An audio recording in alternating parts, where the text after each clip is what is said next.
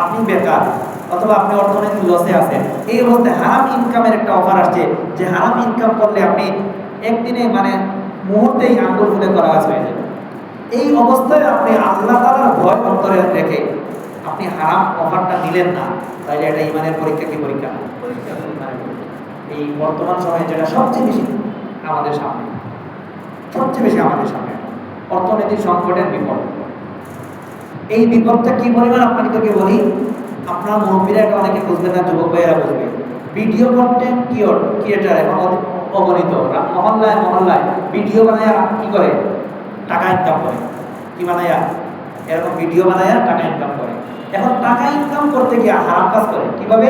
নিজের স্ত্রীকে সামনে নিয়ে আসে, কাপড় ভিডিও বানায়, মানে স্বামী স্ত্রী দুইজনে মিলে। কেমন ভিডিও বানায় জানেন? একটা কথা বলি, স্বামী স্ত্রী বিছানায় ঘুমায় না, ঘুমানোর ভিডিওটাও বানায়। কি বানায়? বুঝেননি? হাজি সাহেব বুঝেননি এগুলা? কি বুঝেন আপনি? আপনার কাছে আমি জিজ্ঞাসা এগুলো আপনি বুঝেন না, বুঝেন এগুলা? মানে জামাই বউ যে একসাথে ঘুমায়, এটা কি কাউকে বলার বিষয়? কাউকে দেখানোর বিষয়? আমি যদি এই মুহূর্তে আপনাদের প্রত্যেকেই আপনাদের স্ত্রীর নাম জিজ্ঞাই, মাইন্ড করবেন না? মাইন্ডের বিষয় কি বিষয় না? আমার স্ত্রীর নাম জিজ্ঞাসা করবে, স্ত্রীর নাম তো জিজ্ঞাসা করবে, আপনার মেয়ের নাম যদি জিজ্ঞাসা করে আপনি মাইন্ড করবেন, এটা মাইন্ড করার বিষয়। কিন্তু আমাদের মুসলমানদের এই পরিমাণ অধঃপতন হয়েছে, এখন নিজের বউয়ের নাম জিজ্ঞাসা করে মাইন্ড করে ঠিকই, বউ সব ভিডিও বানায়। এবং কোন ভিডিও? বিছানার ভিডিও পর্যন্ত বানায়। সেই ভিডিও আপনাকে প্রত্যেককেই যদি আমি আমার জিজ্ঞাসা করি যে আজকে আপনার বাসার মেয়ে অথবা আপনার ওয়াইফ, আপনার স্ত্রী কি পোশাক পরছে একটু বলেন তো। বলেন, এই কথা শুনে মাইন্ড করবেন না, রাগ করবে না? সুন্দরে দিয়ে পোশাক পরা দিয়ে এটা তো রাগ করার কথা। কিন্তু দেখেন, ভার্চুয়াল টাকা ইনকাম করার নেশা, হারামের নেশা আমাদেরকে কি পরিমাণ খারাপ বানায় দিছে। আমার ঘরের আমার মেয়ে, আমার স্ত্রী বা আমার নিজস্ব পোশাক যেটা মানুষকে দেখানোর না, ওইটা দিয়ে ভিডিও বানাইছে।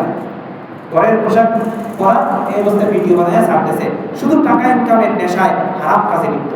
এই অর্থনৈতিক সংকটের এই মুহূর্তে এসেও আল্লাহ বলতেছেন যে তোমরা বিপদাপদে তোমাদের শারীরিক বিপদাপদ, অর্থনৈতিক বিপদাপদ, বাহ্যিক এবং অভ্যন্তরীণ বিপদাপদেও আল্লাহর দিনকে যদি মেনে চলো, তাহলে আল্লাহর সাহায্য তোমাদের খুব নিকটেই আসবে। কিন্তু এখন মুসলমানের সন্তানেরা কন্টেন্ট ক্রিয়েটার হয়ে গেছে, ভিডিও বানায় বানায় ছাড়তেছে, নিজের বোনের, নিজের ভাইয়ের, নিজের সন্তান। এবং বাস্তব কথা আপনাদেরকে বলি, এই ধরনের পরিবার যারা আছে অধিকাংশ বদনজরে আক্রান্ত। অধিকাংশই 100%-এর মধ্যে 80% বদনজরে আক্রান্ত। বুঝছেন? নিজের সিক্রেট বিষয়গুলো সামনে ওপেন করার বিষয় না। রাসূল বলেছেন তোমাদের অতি আনন্দের বিষয় মানুষকে জানায় না, তাহলে বদনজরকারী বদনজর লেগে যাবে। অর্থাৎ